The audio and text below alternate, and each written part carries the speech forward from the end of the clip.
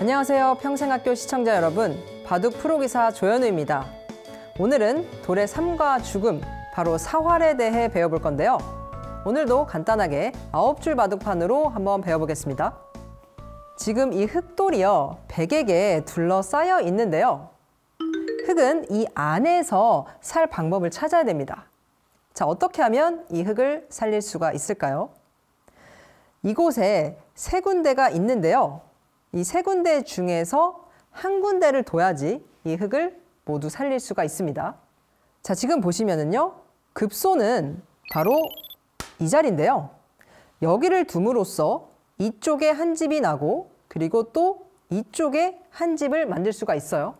포인트는 따로따로 한 집씩 만들어서 총 2집을 만드는 게 포인트입니다. 여기를 둠으로써 이 흙 전체는 살았어요. 완생이 된 거죠. 그 이유는 우리가 이제 지난 시간에 착수금지를 배웠었는데 바로 이 자리 백이 들어갈 수가 없습니다. 착수금지이기 때문에. 그리고 또 이 자리도 들어갈 수가 없죠. 바둑에서 2번을 둘 수가 있을까요? 없을까요? 없습니다. 그렇기 때문에 백은 여기를 들어갈 수가 없고 이 흙은 완생이 되는 거죠. 자, 근데 만약에 여기서 흙이 이 자리를 두면은 어떻게 될까요? 저 여기 2집이 있어요. 하실 수도 있는데 이렇게 되면은 아주 큰일이 나요. 왜냐면 이게 2집 같아 보여도 2집이 아니라 큰 한 집으로 치게 됩니다. 그래서 백이 이렇게 내 돌을 희생을 할 수가 있는데요. 흙이 얘를 잡을 수밖에 없는데 이렇게 하고 보니까 한 집밖에 안 생겼죠. 그럼 이 전체가 단수가 돼서 백이 이 흙을 다 잡을 수가 있습니다. 자, 그래서 이런 장면에서는 사활의 급소죠. 이 가운데를 딱 둬서 따로따로 2집을 만들면 흙은 살게 되는 거죠. 적어도 2집을 만들어야 하고요. 2집 이상만 되면 흙은 완생을 할 수가 있습니다. 자, 그리고 흙이 이렇게 사는 방법을 알아봤는데요.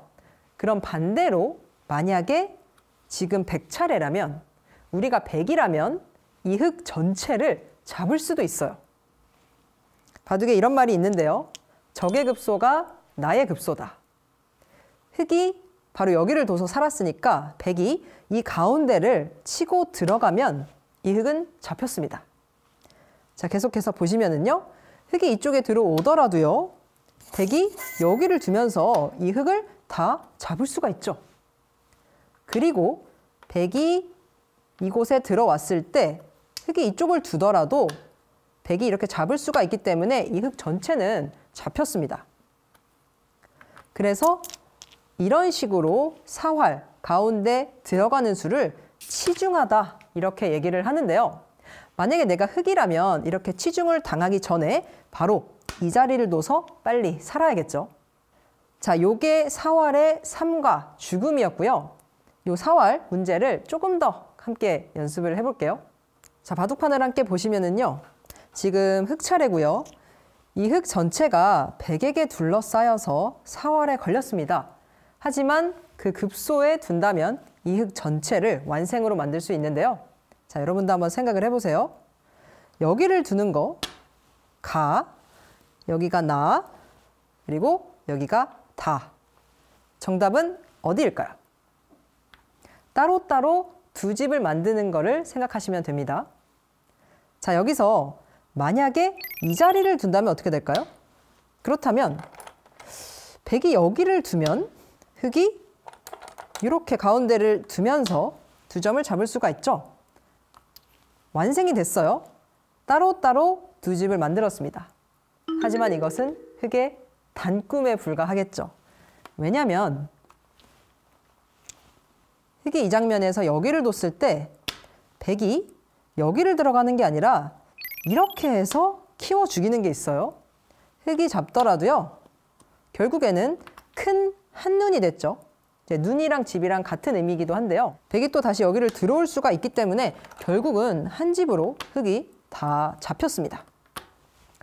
그래서 이 모양에서는요. 이 흙을 완생으로 만들려면 여기가 아니라 이 자리가 급소가 되겠고요. 잡았을 때 집이 따로따로 나면서 흙이 완벽하게 살았습니다. 자, 그러면은 우리가 이제는 100이라고 한번 생각을 해볼게요.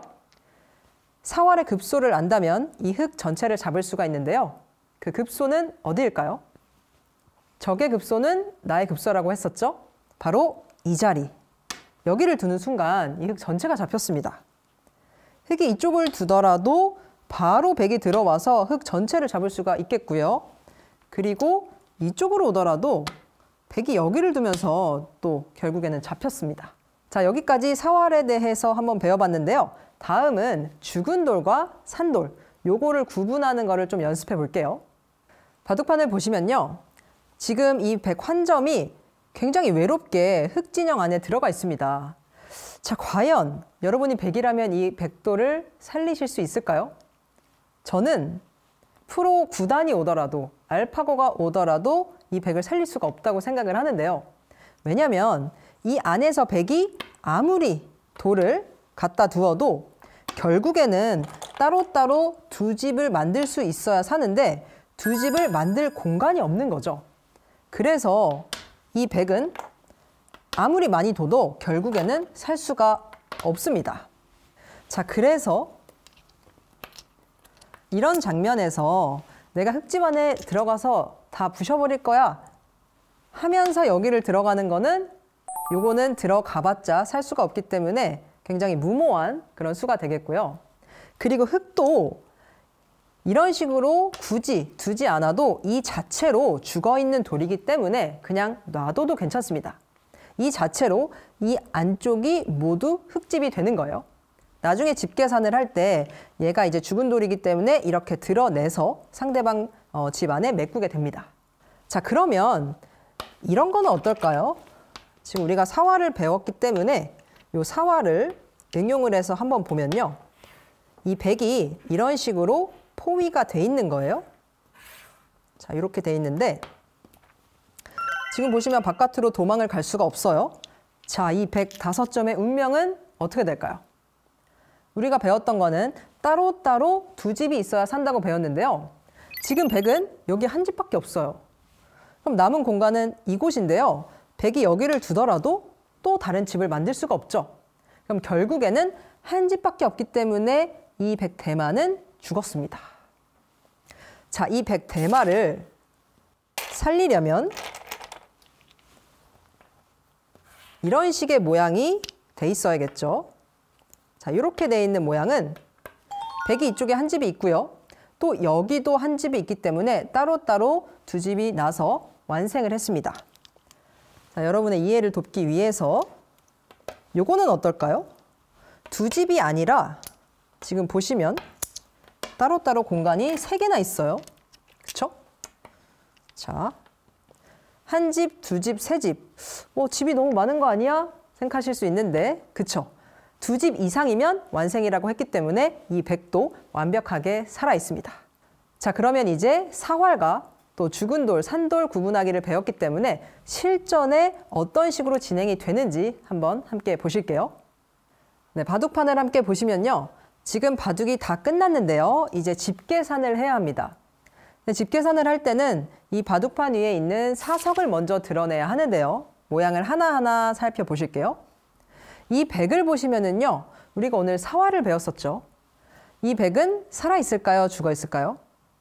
100집이 따로따로 두 집이 나 있기 때문에 이 100은 살아있습니다. 그러면은 여기가 모두 100집이 되면서 이쪽 부근에서 100이 두 집이 있는 거죠. 자, 그리고 이 흙 두 점을 보실게요. 100집 안에 이 흙 두 점이 들어가 있는데 얘네는 죽었을까요? 살았을까요? 얘네는 죽었습니다. 왜냐면 흙이 아무리 살려고 발버둥을 치더라도 100이 공격을 하면 결국에는 여기가 너무 좁아서 살 수가 없어요. 그렇기 때문에 지금 여기서 바둑이 다 끝났기 때문에 얘가 죽었죠.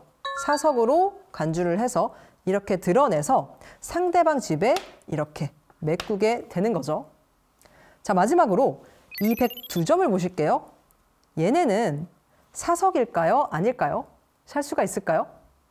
100이 아무리 발버둥을 치더라도 결국에는 여기가 흙집으로 너무 튼튼해서 살 수가 없습니다.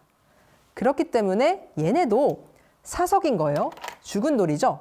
그래서 집 계산을 할 때는 얘네를 드러내서 백집 안에 이렇게 메꾸게 되는 거죠. 그러면은 이런 식으로 집을 예쁘게 만들어서 집 계산을 하게 됩니다. 오늘은 죽느냐 사느냐 바둑의 사활에 대해 배워봤는데요. 이 사활이 조금 어렵다고 느끼시는 분들이 있을 거예요. 근데 여기서 포기하지 마시고요. 사활은 꼭 알고 넘어가야 하는 개념이라서 오늘 함께 배워봤는데 이제 제일 어려운 거는 끝났으니까 앞으로 더 쉽고 재밌는 걸 배울 거예요. 다음 시간에는 상대방 돌을 잡을 때 쓰는 공격 기술이죠. 축과 장문에 대해 배워보도록 하겠습니다. 감사합니다.